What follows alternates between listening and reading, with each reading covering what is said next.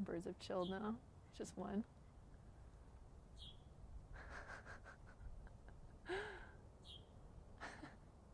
The tallest one in the tree.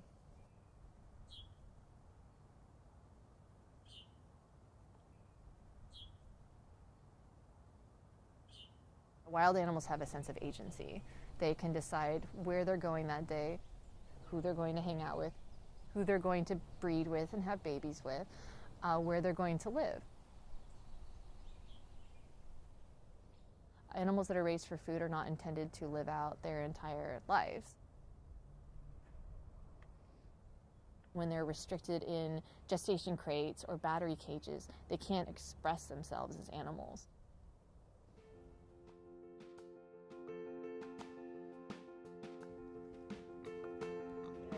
You had the best hair on the farm, don't you? Gosh, I know. Pigs are very chatty. Let's see. Chewing some cud.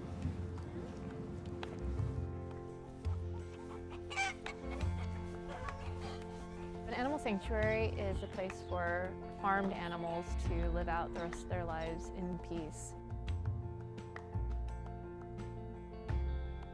So here at Sweet Farm we have about 100 sanctuary residents where they can just be animals.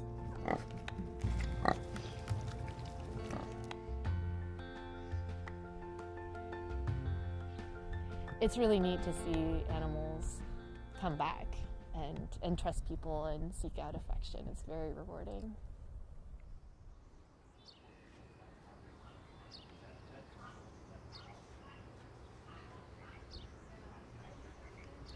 When I first got here, none of the sheep wanted to be touched or approached, and so I just started slowly working with Jupiter. He seemed like the one, he's the leader of the group, so I thought if I can make a connection with him, then maybe the others will see that humans are not bad people. And I started really slow, like just a few minutes every day where he'd be on the other side of the fence and I would have my back towards him and just kind of reach my hand out. And I wouldn't look at him, wouldn't make any eye contact.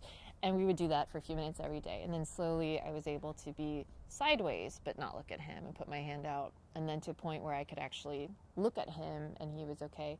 And one day he actually let me touch him. And he, let me scratch him and scratch his face. And he was enjoying it. He was seeking out affection from a human. And that was a huge breakthrough, because finally I'd broken that barrier. Whatever his past was, he knew that humans were, that touch was something that was nice.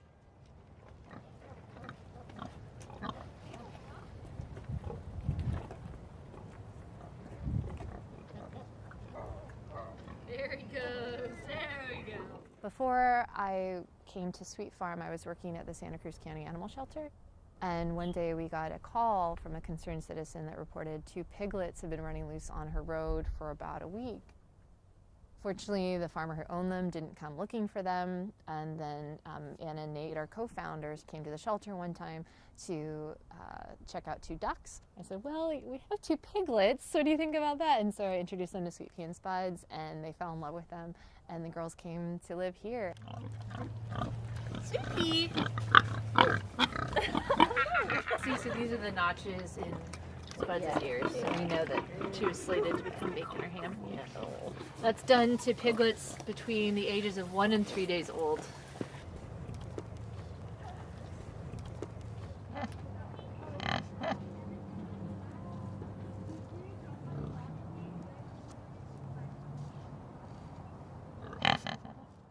So Gizmo is a miniature Hereford steer. He's going on 4 years old this year. So he was a 4-H project, and these kids show them at county fairs. They groom them, they put ribbons in their hair. They grow very attached to them. They get a loan from 4-H and then have to pay it back by slaughtering, having the animal sold. And the little girl who was raising Gizmo fell in love with him, and she didn't want that to be his fate. He and Sturgis, our stallion, became best friends almost instantly. 3 decades, age difference between the 2 of them, but they care for each other very much. It's really sweet.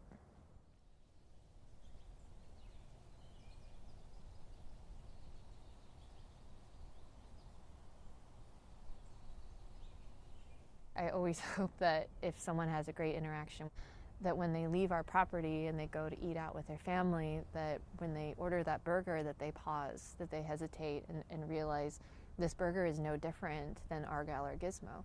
We have, surrounding our property, we have lots of cattle grazing. There's nothing different about any of the animals on our farm, any of our cattle, than the ones that are up there that are going to turn into hamburgers. If we say that they can't feel or they have no emotions or they don't form bonds with each other, it makes it easier that we can just put that aside and to eat them. Often these animals develop health ailments as they get older. Animals that you work so hard to take care of and to alleviate any pain or suffering, but ultimately they come down with reproductive cancers or something else. These are the pigs you typically find at larger pig farms, and they're bred to live their entire lives indoors, so their skin is a nice pink because that's how people prefer their bacon and ham to look. And so the lucky guys that get to come to sanctuaries and live out their lives here, they can be prone to skin cancers, so we make sure to put sunscreen in our ears so she doesn't get burned. Oh, well done, well done.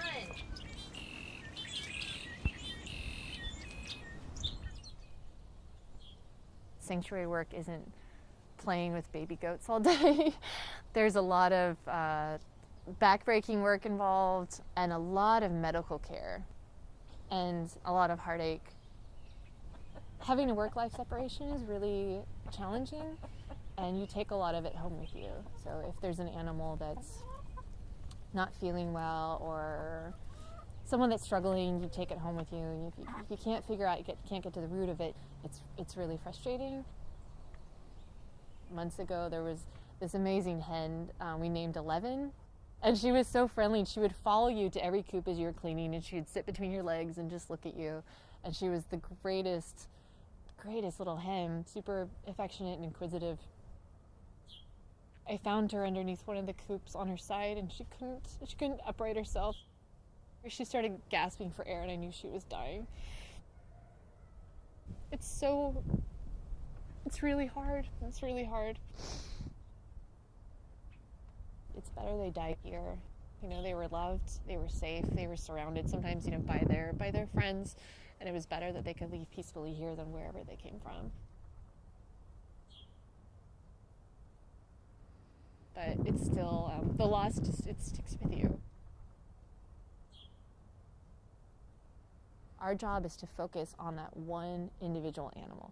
If I can provide care for one animal and make him feel safe and alleviate suffering, that's really, our ultimate goal. There's always a reason to be hopeful. It would be great if we lived in a world where we didn't have to have farmed animal sanctuaries anymore, but I love that more and more micro-sanctuaries are cropping up all around the country, and they're in locations that are easily accessible to people who live in cities. School kids can come, families can come, and easily visit these animals and make that one-on-one connection. Either working in our ag fields, getting dirt under their fingernails, or grooming our little calf Magnolia, it just brings a sense of peace. It's amazing to watch these animals. They do things like play for the sake of play. Like Kevin Pig pushing his rubber food bowl around the pasture because he's having fun. There's no function to it. It's fun for him. Or watching this morning, we let Sturgis, our stallion, out of his stall. He just runs around and kicks up in the air. You can see these animals experiencing joy. These animals have agency, they have personalities. They want to live out their lives in peace, just like all of us do.